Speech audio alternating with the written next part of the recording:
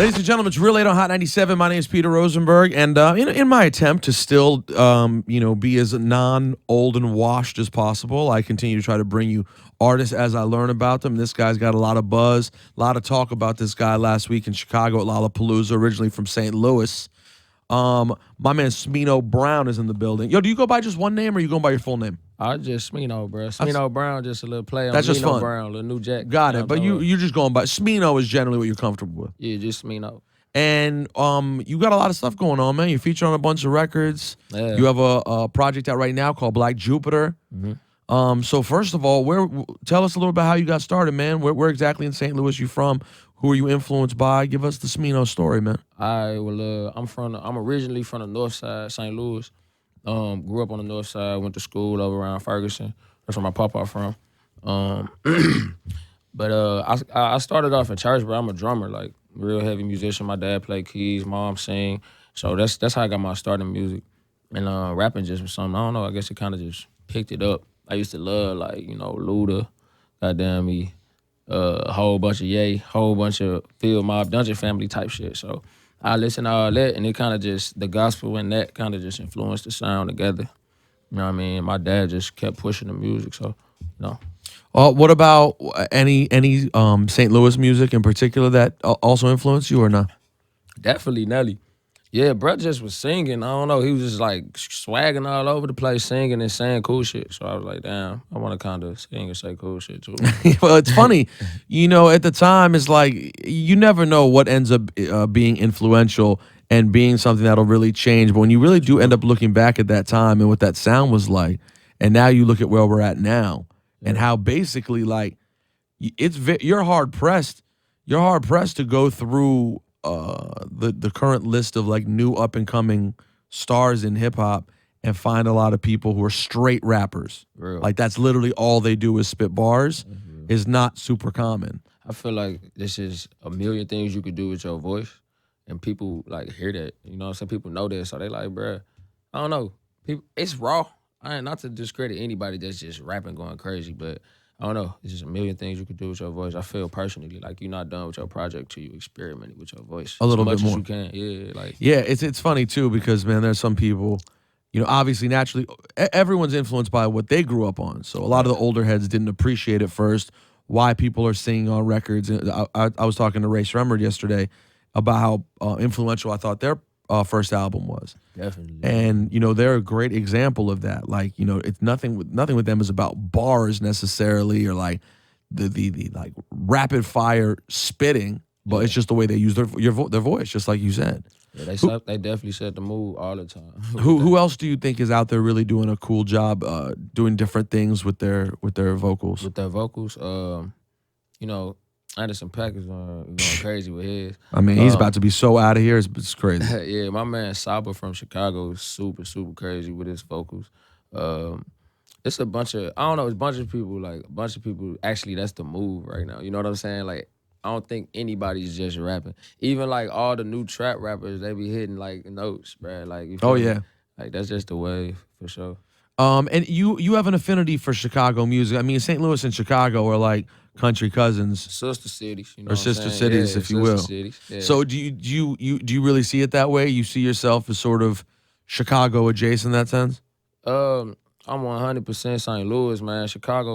But Chicago, like, is a place, like, man, if you go there and if you're a creative and you go there, you gonna see some people doing some cold shit and you're gonna be, like, really inspired, bro. St. Louis is, like, just somewhere where everybody in St. Louis is really, really different. And, like, this here and there, you know what I'm saying?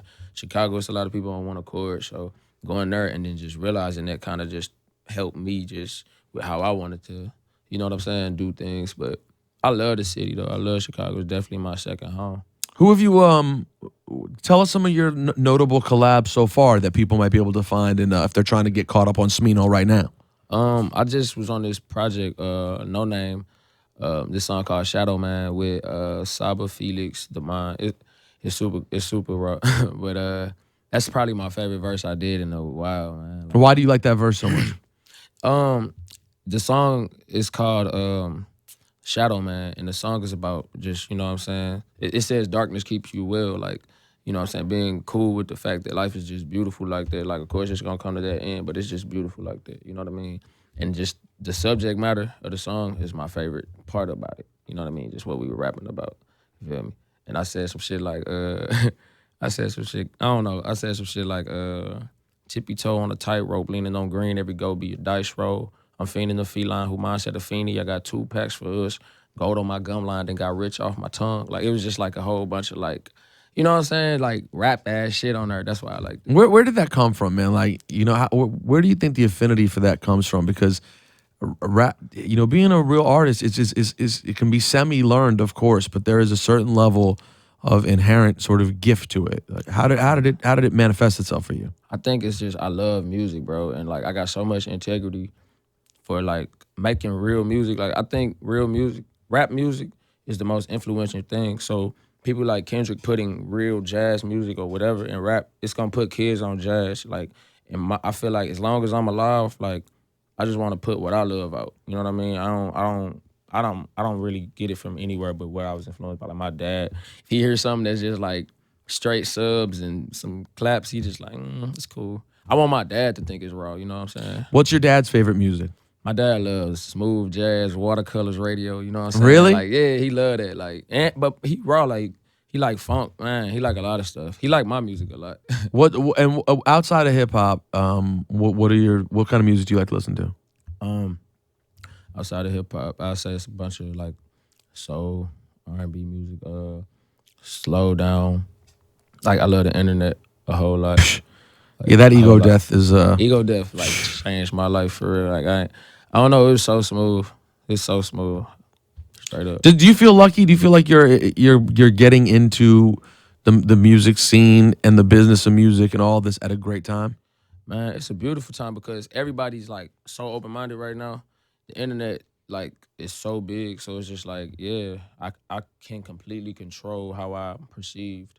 You know what I'm saying? Like I got complete control over what I want to do, and yeah, Because you know when you really think about it, if you go back to even like the mid 2000s or 2004, 2005, so many artists wouldn't have had a place to go. They wouldn't have even been comfortable, you know, creating in that sort of climate. And like, right. and to a certain extent, you know, I was probably just like many other people resistant at first to when new people come on. You're like, nah, that's not hip hop. You know, people say that's not hip hop musically. They say it look wise, personality wise. Right. There were so many things that made people guarded. And young people, this generation now, like it sounds so nerdy to describe it this way, but like the millennial sort of artists have now changed what anyone's expectations of music are. You know what I'm saying? Like, I don't know if Lil Yachty would have had a place to fit in 2005, Yeah. but I love the place he can fit in 2016. Man, I think it's just a bunch of kids that's like non-judgmental, period. Like, it's not even about the music. Like, there's a lot of people that's just like anti-gender, you know what I'm saying? Like, fuck gender, you know, fuck race, fuck all that, bro. Like, we humans out here. And you know what I'm saying? Like, it's a lot of people, you know what I'm saying, on the we need to treat our women better wave. Like, it's just anything you talking about is cool. Like, it's what's up. Like, that's you, be you. You know what I'm saying? But you know, That's you the have to move. understand how old are you? I'm 24. Like that's an incredibly new idea. Like particularly because, you know, we talk about this on our show a lot. Like you would think that in America, because for a lot of social reasons, Yeah. that black culture in America would be very liberal and open-minded. But that's not the case. You know, black America has not always been that way. There have been a lot of pockets, especially as people are deeply involved in the church, of like really conservative mentalities, right? Right, yeah. We kind of always put that on like Southern white people, but it's that's not true. First of all, it's Southern people in general, right? And so much of black culture comes from the South that there's a lot of conservative ideals that existed. So to exist in this world where you have an artist out of St. Louis who's 24 years old, who's into rap, who says that ideas like gender and race mean nothing, that's incredibly progressive. It's just something that I don't think in 1995 as a hip hop fan, I ever envisioned that being where we would be. Man, that's just good for the world, bro. It really is, though. Good for the world, man. We need these poets to just say the right things out here, bro. That's it. That's How all, much? bro. What's your balance artistically in terms of like when you make music? How much of you wants to just fuck around and have fun, and how much of you wants to say something that is socially or politically important? That shit is 50-50, bro. I swear. I'm just as ratchet as I am conscious. You feel me? Like like the most ratchet conscious. Ratchet conscious, I love it. My girl ratchet conscious. You know what I'm saying? Like real life. So what do you mean? So how do you describe? Meaning you're a human being and you have all sides to you. Like you want to have fun and turn up, and you want to Yeah. care about things that are important. Yes, exactly, bro. Cause it's like I'm a human. Of course, I'm a bullshit around, but at the same time, like I'm a human. Of course, I care about things, and I'm not gonna hide that. Like I'm gonna like let that be, let that be seen as well. You know what I mean? In the same song, same exact song. Like it don't matter. I made a song about police brutality, but I said smash on your couch and disperse. Like you know what I'm saying in the song. What do you mean by that? Smash on your couch, Like fuck on your couch? and yeah, and then leave. Like it's just like Oh, just a random. poetic. Right. Smash on your couch and disperse. Yeah. So even within the same song in which you're talking about something righteous, ratchetness can creep. Yeah, because I mean, righteous ratchetness is the wave. Write that down, ladies and gentlemen. What are your thoughts on what are your favorite albums this year so far? Favorite albums this year, Telephone by my homie No Name. That shit hot, for real. Produced by Camo, be hot. I love, what is it? 2016? What came out? What's it? Chance. Yeah, Chance shit real hot. Schoolboy Q just came out a few I weeks haven't ago. heard Q shit, and people keep telling me look at them videos. I gotta go peep them. Yeah, he has like the movie style of video situation. Here, let me go through my recent purchases on iTunes. This will be a good indicator. Here's what I've bought recently. I bought the Broccoli single by Drum and Lil Yachty. Ooh. Because I didn't have that. I bought Khaled Major Key. I bought which has a bunch of dope joints on there actually. Wasn't Kendrick on there? Kendrick's album song on there. Kendrick and Cole have songs on there that are crazy. Yeah. Yo, this Tish Hyman project dedicated to. Tish Hyman? Yes. So I like that. That ASAP Ferg album, Always Strive and Prosper, is incredible. Lala, I think. Yeah, he did. He played La La like early in the week, like Thursday or Friday.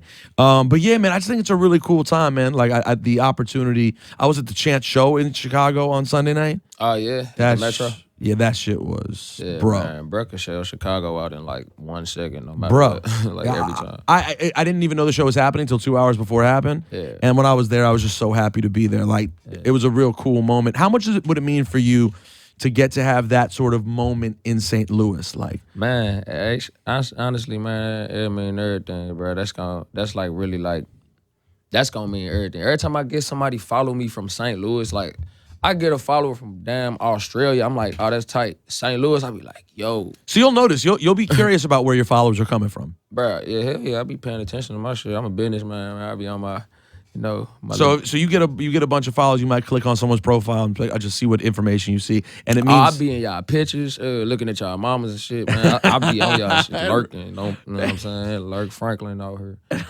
Straight up. yo. I'm sorry, I've never heard Lurk Franklin before. That is major. Man, I got too many Lark Nowinski. That's terrible. I play too much, bro. For real. Lurk Nowitzki and Lurk Franklin. Yeah. And so why does it mean so much for St. Louis though? Like, Cause, bro, it's just growing up in St. Louis, I was like, bro, the only way people know about new music is the radio. So just the fact that people are finding new ways to find shit, the type of way that I know how my music is out and how people find me, the fact that people in St. Louis find me in that way is raw. I mean, we are progressing. You know what I'm saying? We look in different places for art and shit. I don't know. It's just cool. I like to see people from St. Louis listening to shit. And I just love seeing artists have their moment in their city. Also at Lala on, I guess it was Saturday, I saw Vic Mensa headline at night. And like, the year before he was there hanging out and people cared. But then seeing what it was like this year, just seeing people's growth in their hometown, it means a lot. So amazing. So real quick, if people want to find you right now, what's the best way for people to get a hold, find you socially, find you on social, and find your music?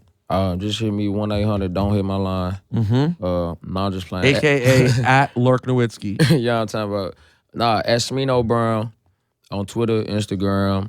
Yeah, and just search Smino somewhere. But Smino Brown, if you want to tweet me or something, I'll just be like, hi or something. But do know that if you follow him, there's a chance he's gonna Lurk Franklin all up in your. Yeah, it's definitely a chance that we could get acquainted. I'm gonna say hi or whatever, but it ain't no weird shit, man. I'll just be like, oh, true. No, well, it's funny though because you're also still on the come up. So like, you don't have that many followers yet, so you're able to actually pay attention as people.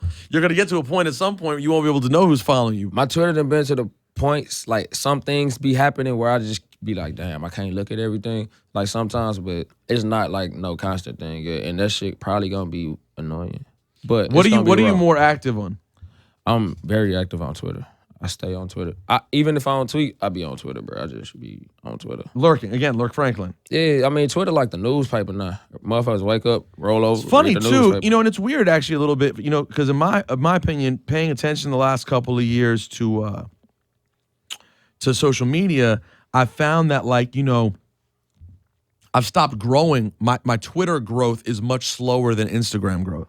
Like Twitter's not You getting a ton be of dropping them selfies. yeah, exactly. grubby. People just need that, and they need more of it. No, but like I think just Instagram has continued to grow, whereas Twitter at some point in the last 5 years kind of topped out at how as far as new people joining, right? But at the same time, it really is something people stay on, lurking all the time just to see what's going on in the world. Twitter is just like perfect, bro. It's words. Like, I don't know, it's just a bunch of like, you know what I'm saying, airborne thoughts. Like shit, but reading, keep reading. Right. I mean, it can have its Pictures. negative side because people can let it affect their own feelings too much. Man, the internet really be having people tripping, man. Do you don't take it that serious? Like you get a random comment, you don't the good or the bad, you don't invest that much. Bruh, bad comments be like funny as hell because it be like, bruh, you wrote me this. Like, you really felt that mood to write me this. So it's just like, damn, that's tight. I don't give a fuck about nothing, for real at all. So, you know what I'm saying? I just feel like people should just log off the internet if they can't handle some shit. Just log off. Well, again, I've quoted this before and I'll quote it again. The realist, my friend Homeboy Sandman, who's a great artist, Homeboy Sandman once told me when I was having a bad day dealing with some bullshit that I got in trouble with on the internet, and he hit me up. He was like, "How are you?" And I texted him back and I said, "Man, I'm all right." I was like, "Man, the hate is real." And he wrote, "No, it's not. Just close your computer." And I was like, "Damn, you're actually exactly right. It's the opposite of real. Yeah, it's real. It's completely Virtual virtual. hate. It's not even real hate." Yo, it's been a pleasure getting to meet you, man. Man, my G. Appreciate it. Most definitely. Smino Brown, at Smino Brown everywhere. It's Real Late Hot 97.